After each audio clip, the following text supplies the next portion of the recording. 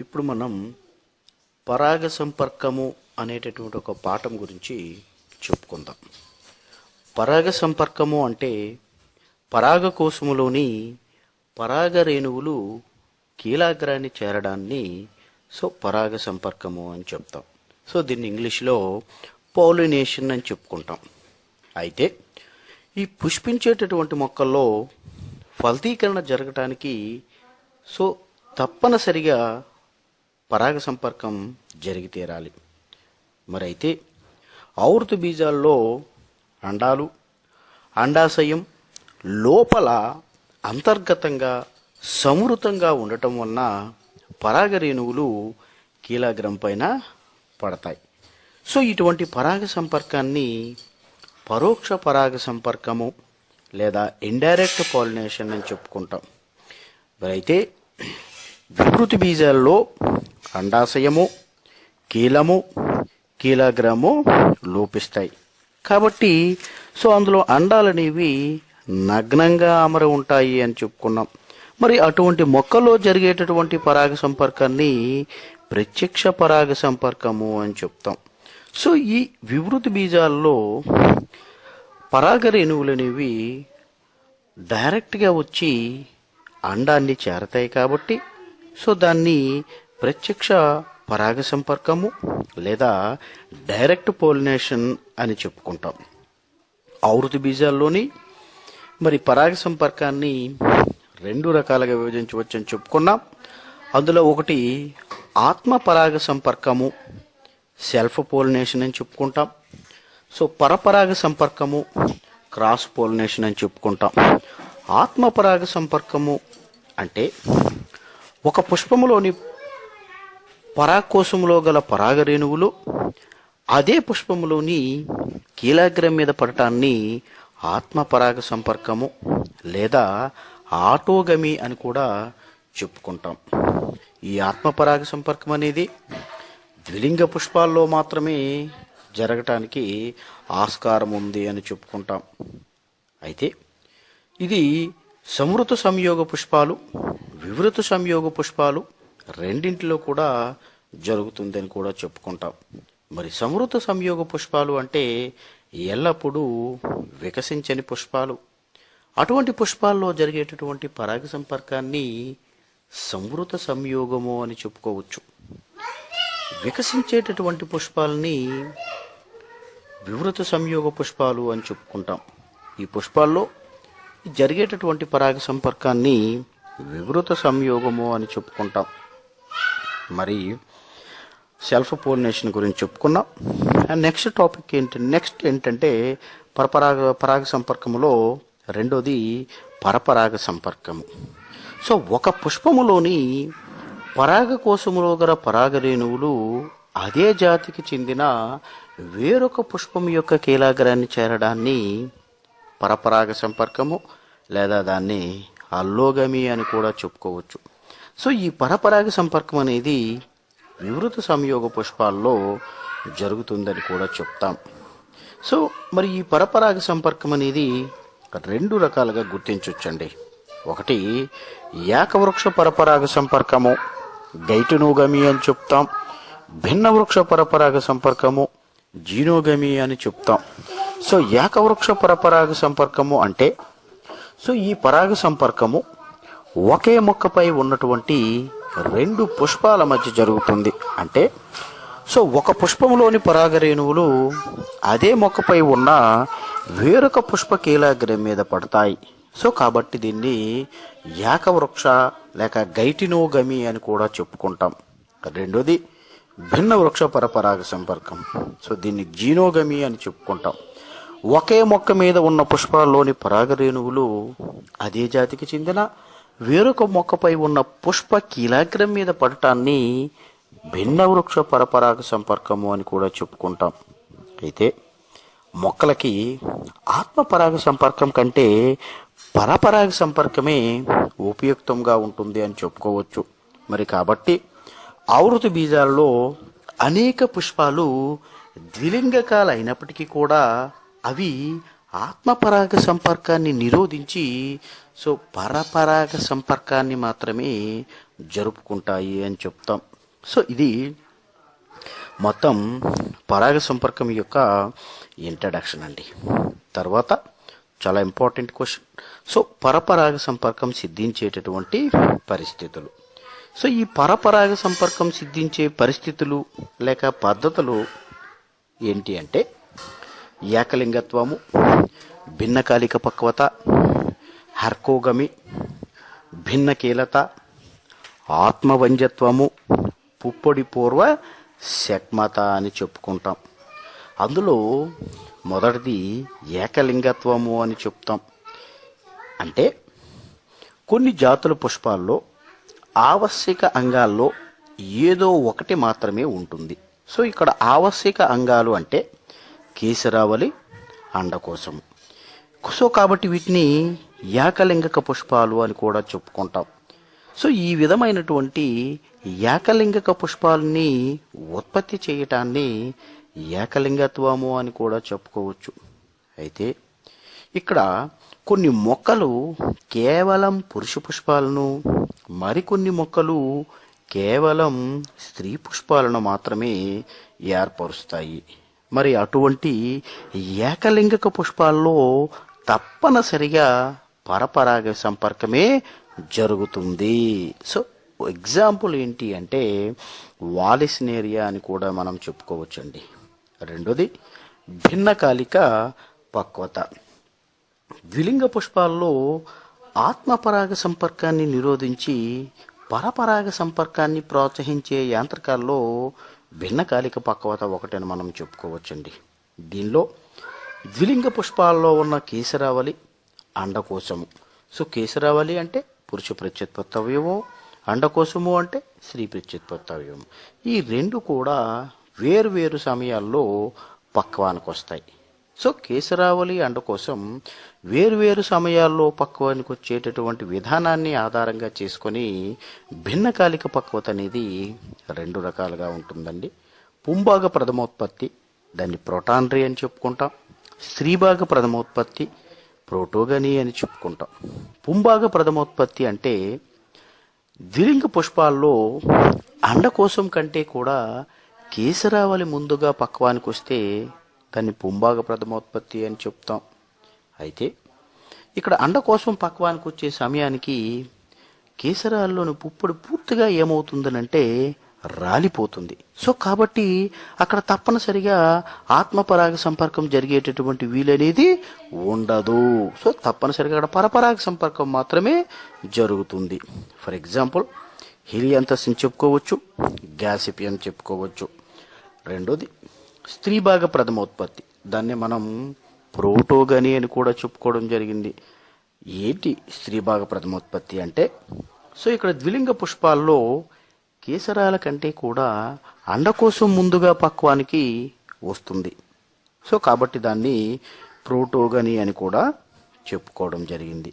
మరైతే ఈ స్త్రీభాగ ప్రథమోత్పత్తిలో అండకోశం పక్వానికి వచ్చే సమయానికి కేసరావళి అనేది పక్వానికి రాదు. కాబట్టి ఇక్కడ ఆత్మపరాగ సంపర్కం అనేది నిరోధించబడుతుంది.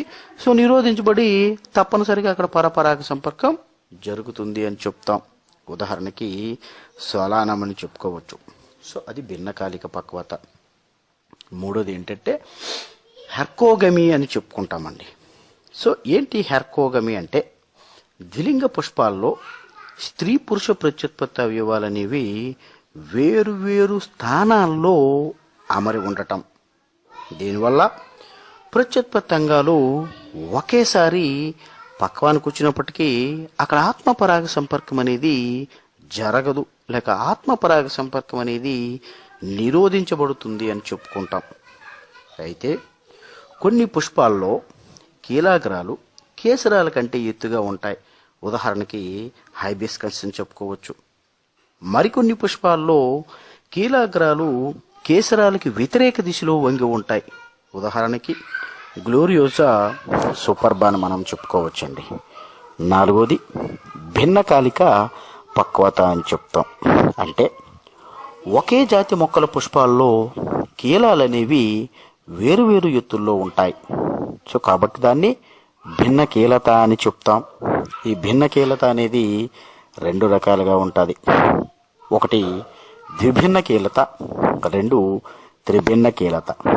అసలు ద్విభిన్న కీలత అంటే కొన్ని మొక్కల్లో పుష్పాలు రెండు రూపాల్లో ఉంటాయండి. మరి అటువంటి పుష్పాలను మనం ఏమని చెప్తామనంటే ద్విరూపక పుష్పాలు అని చెప్తాం. మరి ఒకే జాతికి చెందినటువంటి మొక్కలోని ద్విరూపక పుష్పాల్లో కీలాలు అనేవి రెండు రకాల ఎత్తుల్లో అమర ఉంటాయి. సో కాబట్టి దాన్ని ద్విభిన్న కీలత అని చెప్పుకుంటాం. మరి అయితే మొదటి రకం పుష్పంలో అయితే కీలం అనేది పొట్టిగా ఉండి కేసరాలు పొడవుగా ఉంటాయి. రెండో రకం పుష్పంలో అయితే కీలం పొడవుగా ఉండి కేసరాలు పొట్టుగా ఉంటాయి.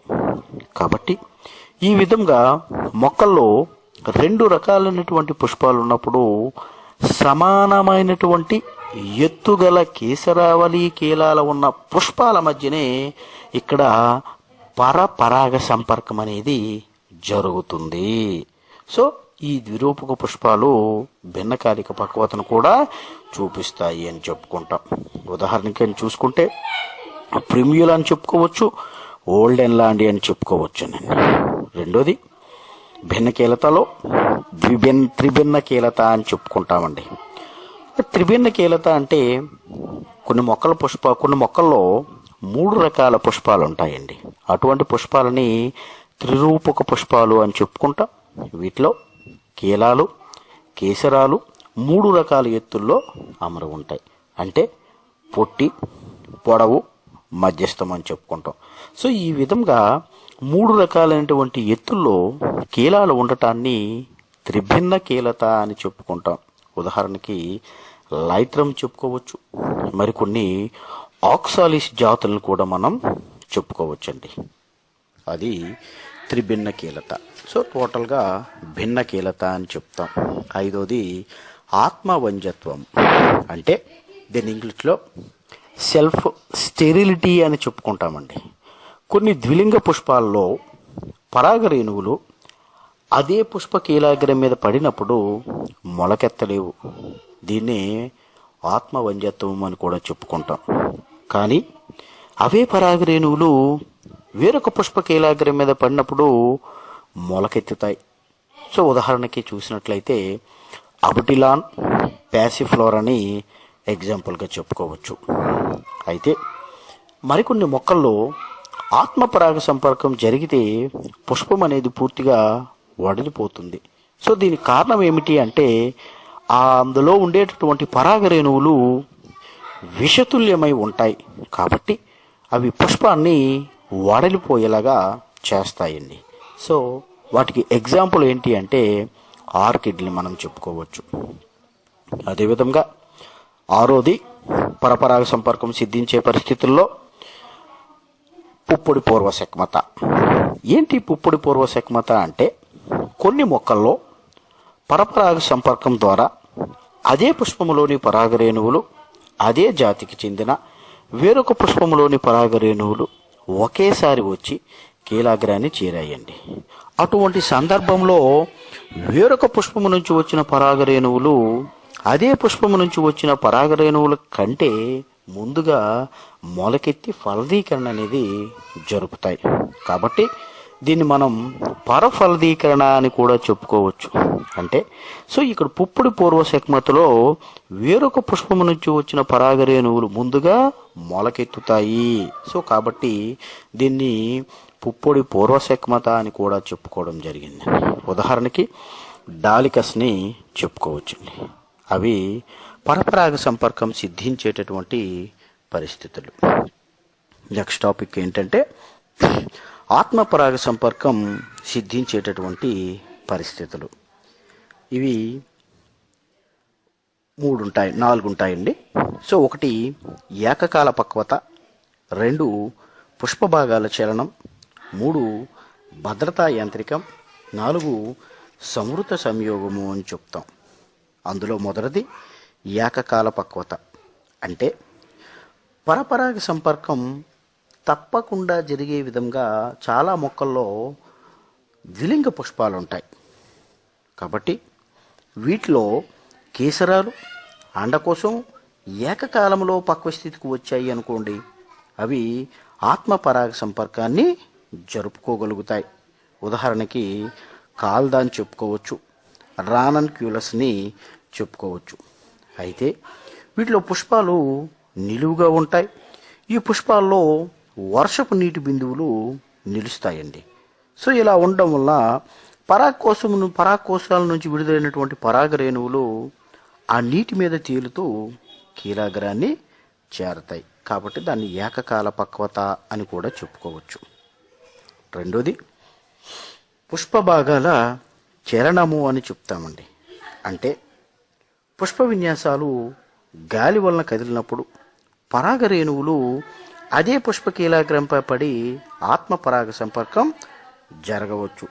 ఒక్కొక్కసారి సంయుక్త ఆకర్షణ పత్రావళి ముక్కులించుకుపోవడం వల్ల కూడా పరాగకోశాలు కీలాగ్రాన్ని తాకేటటువంటి అవకాశం ఉంది. సో ఉదాహరణకి ఆర్జిమోన్గా చెప్పుకోవచ్చు అండి.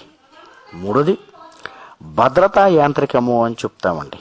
అంటే సాధారణంగా పరపరాగ సంపర్కం జరిగేటటువంటి పుష్పాల్లో ఏ కారణం చేతనైనా పరపరాగ సంపర్కం జరగదండి.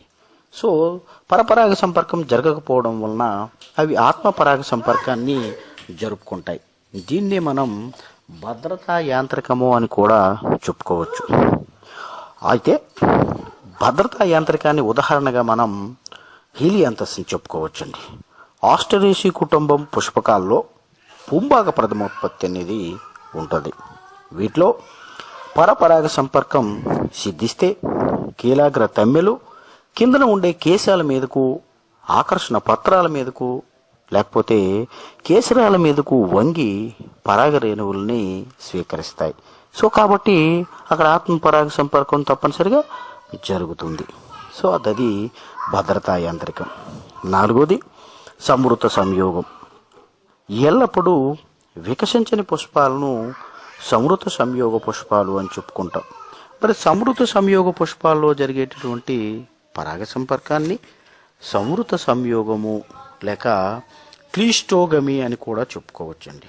మరి అయితే ఈ పుష్పాల్లో పరాగ రేణువులు వికసించని పుష్పము లోపలే వెదజల్లబడడంతో అవి ఆత్మ పరాగ సంపర్కమే జరుపుకుంటాయి. ఉదాహరణకి కొమ్మిలైన బెంగాలెన్సిస్ చెప్పుకోవచ్చు, స్ట్రెప్టోకార్పస్ని కూడా చెప్పుకోవచ్చండి. కొమ్ములైన బెంగాలెన్సిస్లో అయితే సమృత సంయోగ పుష్పాలు భూగర్భంలో ఉన్నటువంటి కొమ్ము నుండి, వివృత సంయోగ పుష్పాలు వాయుగతంగా ఏర్పడతాయి. కానీ స్ట్రెప్టోకార్పస్లో సమృత సంయోగ పుష్పాలు, వివృత సంయోగ పుష్పాలు రెండు కూడా వాయుగతంగానే ఏర్పడతాయండి. అది ఆత్మ పరాగ సంపర్కం సిద్ధించేటటువంటి పరిస్థితులు లేక పద్ధతులు అని చెప్పుకుంటాం. తర్వాత మూడో క్వశ్చన్ ఏంటంటే పరపరాగ సంపర్కానికి తోడ్పడేటటువంటి సహకారులు అని చెప్పుకుంటాం. ఏమిటేమిటి సహకారులు అంటే జనరల్గా అయితే పరాగ రేణువులు వాటంతట అవి కీలాగ్రాన్ని చేరలేవు. కాబట్టి మొక్కలు తమ పరిసరాలకి తగినట్లుగా అనేక బాహ్య కారకాలను వినియోగించుకుంటాయి.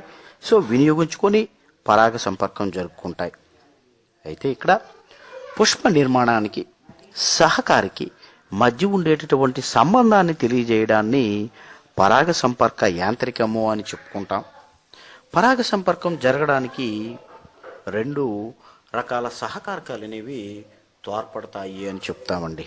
ఏమిటేమిటి అంటే సో నిర్జీవ సహకారకాలు అబయోటిక్ అని చెప్తాం, జీవ సహకారకాలు బయోటిక్ అని చెప్తామండి.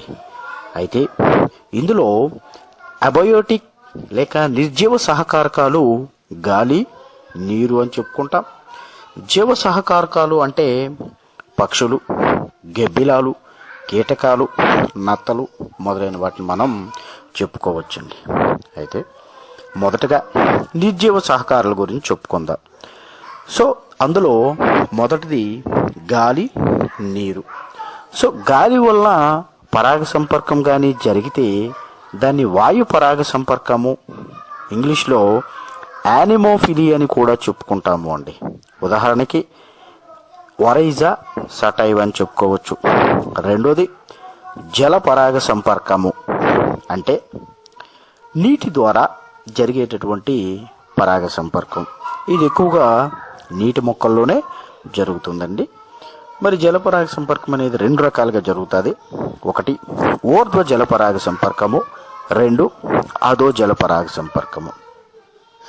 ఊర్ధ్వ జలపరాగ సంపర్కాన్ని ఎపిహైడ్రోఫిలి అని, అధో జలపరాగ సంపర్కాన్ని హైపోహైడ్రోఫిలి అని చెప్పుకుంటాం. ఊర్ధ్వ జలపరాగ సంపర్కము అంటే జలపరాగ సంపర్కం అనేది నీటి ఉపరితలంపై జరుగుతుంది. ఉదాహరణకి వాలిస్నేరియా. అధో జలపరాగ సంపర్కము లేక హైపోహైడ్రోఫిలి అంటే నీటి లోపల జరిగేటటువంటి పరాగ సంపర్కము, అంటే ఉపరితలానికి దిగువగా జరుగుతుంది. ఉదాహరణకి జోస్టెరా అని చెప్పుకోవచ్చండి. తర్వాత జీవ సహకారులు. జీవ సహకారుల్లో జంతు పరాగ సంపర్కం, దీన్ని జూఫిలి అని కూడా చెప్తాం. అంటే జంతువుల సహాయంతో జరిగేటటువంటి పరాగ సంపర్కం. సో ఇది 4 రకాలుగా ఉంటుందండి. పక్షి పరాగ సంపర్కం.